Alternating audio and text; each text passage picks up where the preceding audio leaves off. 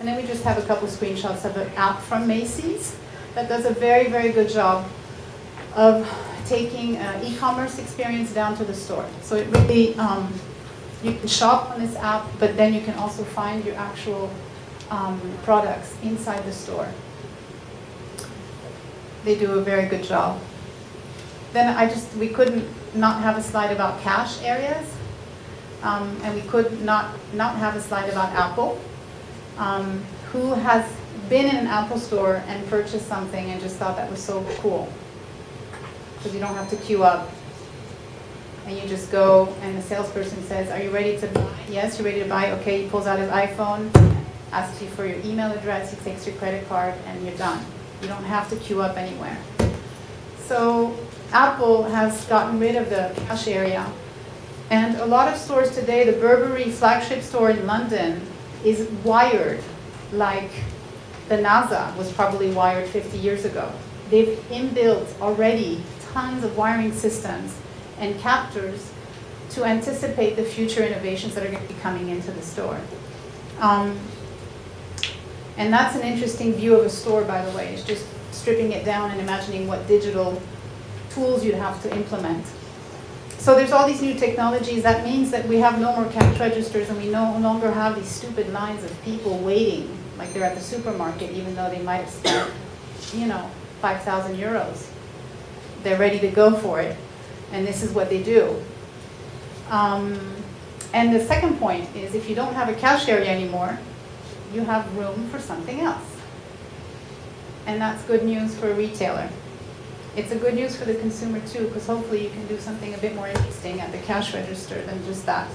In terms of product display, tons of innovation going on. We had to put a slide up from the digital visual merchandising software that we work with out of Paris. And so this is a Prada store. They work with Prada, for example, and the visual merchandising software allows people to go from a collection. You drop your collection into the store. You can do it on 2D, you can do it on 3D.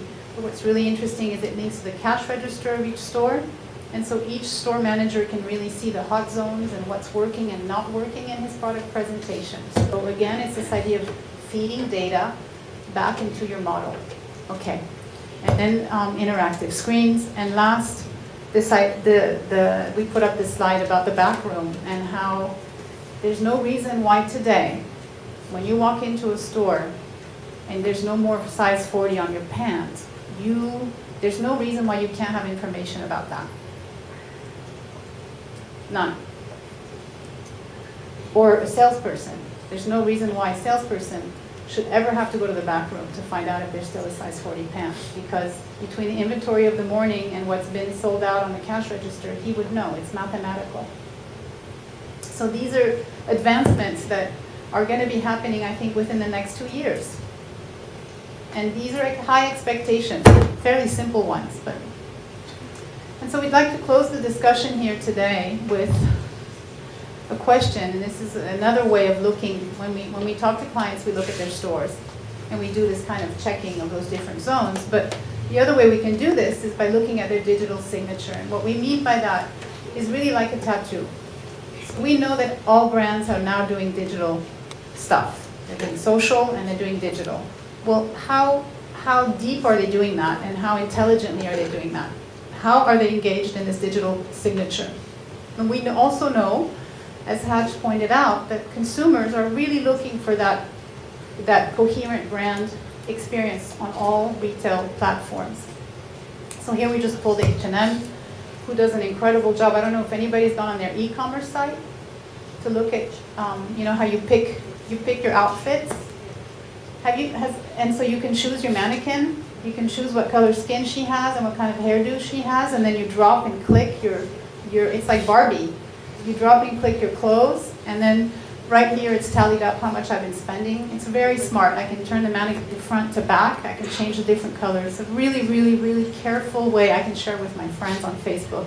Very intelligent way of e-commercing there. So anyway, H&M does a pretty good job of having a coherent experience. They could do better. They could do playlists on Spotify. So back to the digital signature, we tend to put things in 3 categories. Is your brand surface deep? Surface deep? Is it subcutaneous, just under the skin, or is it really body and soul? And it can happen that some brands are very strong on their social media platforms, but will be weaker on their store. Or they could be really strong on social media in terms of look and feel, but not so strong on data crunching and turning that data around to be a better customer service, for example. So this is a way for us to track a little bit and evaluate where the starting point would be for a strategy with our clients.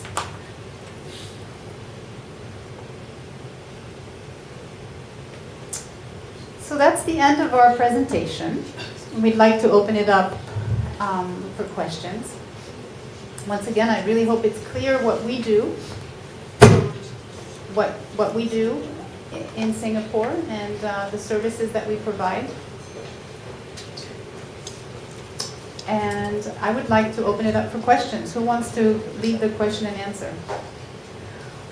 You want to go for it? Any questions? Okay, basic question. You might want to clarify why you cite you might want to clarify why you cite Spotify as an example in your discussion. Okay. And Okay. how it is related to retail. Okay, good.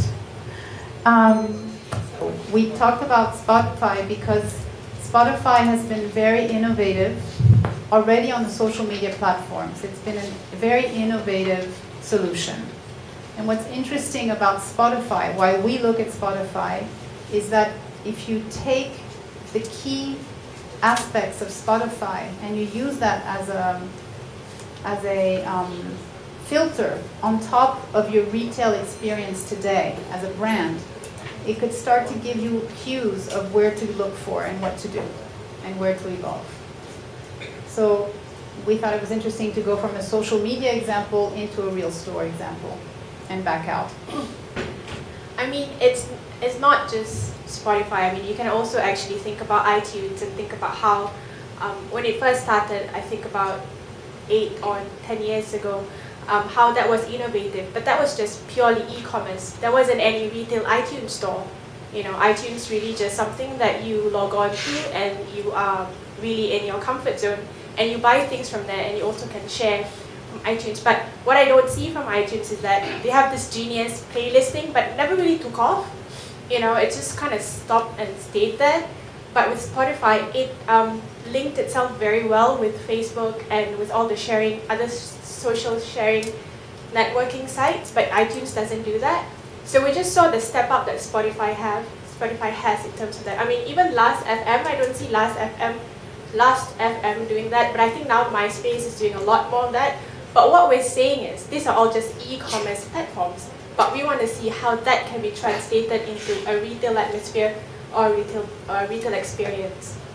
Yeah, hello, my name is Juan. I work in a one restaurant. My name is Juan. I work in a one restaurant. I think It's not on. we can also. No, but it's nice because we're streaming this, so. Hello? Yeah, no. Well, now it's pretty high.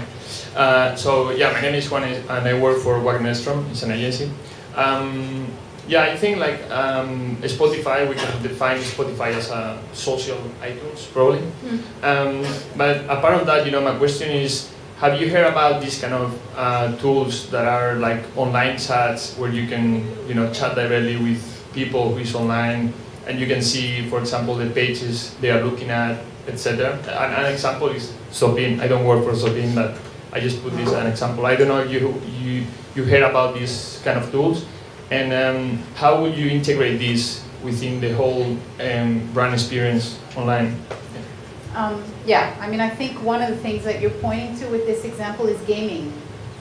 And that's one of the examples I'm leading to when I look at a e-commerce site and I look at the experience zones that we could have. I don't know why e-commerce isn't 3D, for example. I mean, why is it not more like a game where I could walk in and start shopping that way?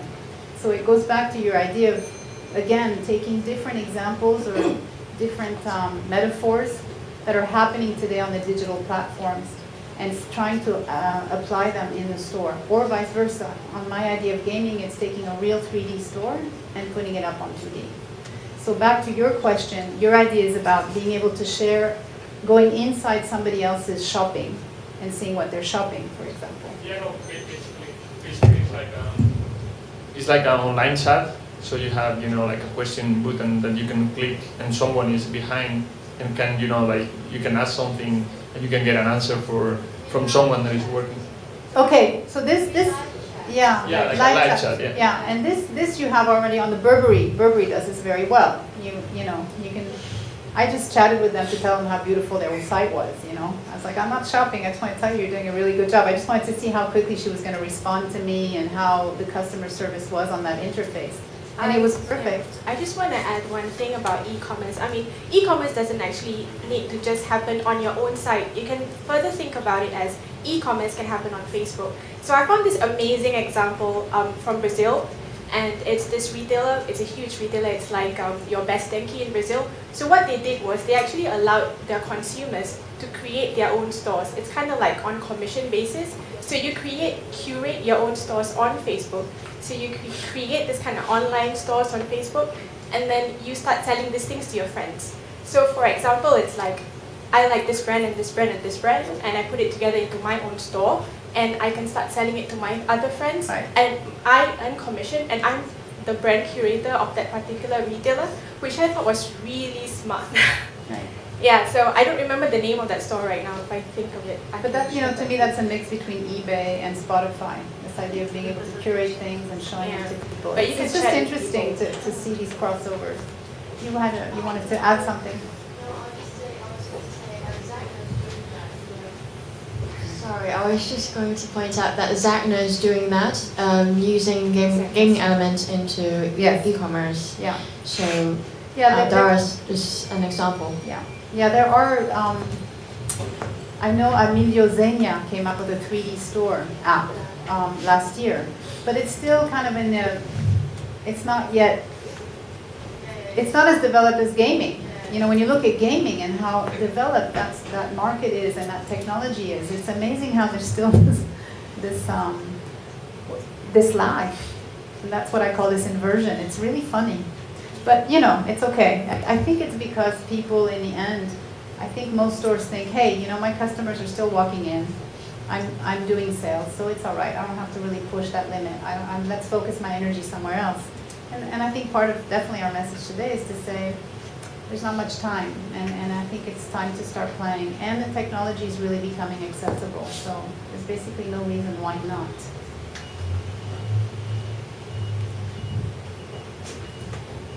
Hi, we're from Zalora. It's a local e-commerce site. So I was very interested in how you compared the brick and mortar store to the e-commerce site. And one thing that you were talking about is the lounge area. So on our ends, we're from PR and the social media side. We're thinking about, for example, how could you integrate the lounge area into e-commerce. For example, there's a buying funnel with every e-commerce site. You don't want to disrupt that buying funnel because, for example, let's just say if you had an editorial that popped up halfway through you buying an outfit for a night out next week, then it will maybe distract you and you might not even end up completing your purchase, right? But then for example, in H&M, there are still areas where you can maybe sit around, flip the H&M magazine, things like that. How can you actually translate that onto an e-commerce site, especially for the lounge area? Well, I think It's a very good question. yeah, it's a very good question, and I think it goes back also to the digital signature and how deep you want to go. And the people that are really, soulful about their digital signature are people that take huge risks. And you're right. I mean, logic would say that you certainly don't want to distray a consumer that's going to check out with their outfit. But I would tend to say maybe you could risk it. Maybe you could risk it sometimes. Maybe you could risk it with a part of consumers that you can really trust. So that's the first thing I wanted to say is should we go ahead and follow those rules or should we try to break them? And where's the risk factor that we want to do we want to be the precursor of something? That's the first thing. And the second thing is concretely, if you're asking, well, how would I imagine a lounge area on an e-commerce site? Is that what your question is? Well, at first it would have to depend on the client, I'd have to say, right? Is it a hardcore, Metallica lounge area where there would be this kind of atmosphere happening? And I don't just mean in terms of music and look, but the things that would be happening in that lounge area would be correlated to that community, to that look and feel, right? So first question is just, and I don't know your brand, so it's hard for me to answer, but I think a lounge area is obviously a place where you learn more about the brand. I saw that, you see that in the Marc Jacobs stores. They're these very small stores, and they used to have, they're gone now, for example, but they used to have a huge array of books where you could look at the books that Marc Jacobs really likes. And I think that makes a huge amount of sense, because by that time I'm interested, I've gone around the store. So I think there's a lot of studies to be done as well as to how people move through a real store and the time they're going to take to sit down and how they move through an e-commerce store. Hi. For a fashion and beauty retailer, are there examples from around the world of how they have translated the lounge area successfully? Yeah, let me just elaborate on what Yael is just saying. When I think about lounge areas, I think about community building or building a community for the brand. So for example, for Zalora, and I know a lot of friends who shop from Zalora, like I'm one of them too. So I think it's more about for building a community of Zalora buyers, and that's something I think needs to happen through a few, like many months or years even, just to learn about the consumer behavior, learning about the community of people who actually are Zalora buyers. And I think a good example would be H&M. So I actually went onto their website, it's the H&M website, and they have an amazing lounge area. I think that's a lounge area, but that's actually just their H&M site, where it's really curated for the people who actually enjoy H&M brands, products, and the personality of the brand. So if you think about, it doesn't literally have to be a lounge area. It could just be, if you decide that your brand community is music lovers, then it could literally just be that. So maybe you have a playlist, and if you decide that they're artsy people, then it could be something else. But I think it's, for me, building a brand, building a community around the brand, and then translating that into a lounge area, whatever it may be. Maybe that explains it. Yeah, a lounge area is also a place to rest or to, for example, in train stations, it's a place now where you can dock your phone and upload your phone for free. So how would we translate that? What would be the added value that we could get at the lounge area of an e-commerce site? And so back to cosmetics, yes, definitely there's tons. Benefit Cosmetics has tons of how-to videos that young people absolutely love. Yeah. My kid spends hours looking at these videos on how to do the thing and how to do this, and and it doesn't. And she'll shop anyways. It's no problem. That's another thing too, is the younger generation is so used to having 5 screens on at the same time and still doing their homework. Okay, we can talk about how their homework is done, but this is the reality. So to say my consumer won't shop if I also have something else next to that going on might be not that true. But these are risks, and these are, obviously, you do this even in retail. We do tests, right? And we try things out. There's a lot of room for. Any other questions? No? Well, I want to thank you very much. I'm going to let Ed wrap up, but I just wanted to talk about one more thing that we're going to be doing in about a month, and we'll be doing it if people are interested in doing it. A month from now, there's a really important retail event happening in Singapore. It's the Retail World Congress of Asia, and it's happening in Singapore. It happened in London in October, and it's like the TED Talks of retail. The biggest and the best CEOs come and talk about what they think retail is about. And it's happening in Singapore in a month from now. And around that event, we are organizing what we call a working lunch. And what we have been doing is connecting with universities, so NUS and business universities, and getting those university professors to come talk to brands. And we curate the event. So we have our own content, and then we have these professors coming in. We have an e-commerce program professor that is ready to talk from NUS, and we have someone from St. Gallen that's ready to talk. So we will be, whoever's interested in finding out more information about the working lunch, the content, and what it would be, please send us an email, and we would send you information about that. And that's all that I have to say. I let Eddie talk. Thank you so much, Yael. Thank you, Haja. Thank you very much for coming. If you want a copy of the deck of the presentation that we gave you just now, you can send your details to info@motionretail.com.sg. And you can visit our website at www.motionretail.com.sg. On that note, that ends our presentation for this afternoon. Thank you so much for coming, and have a pleasant afternoon, guys.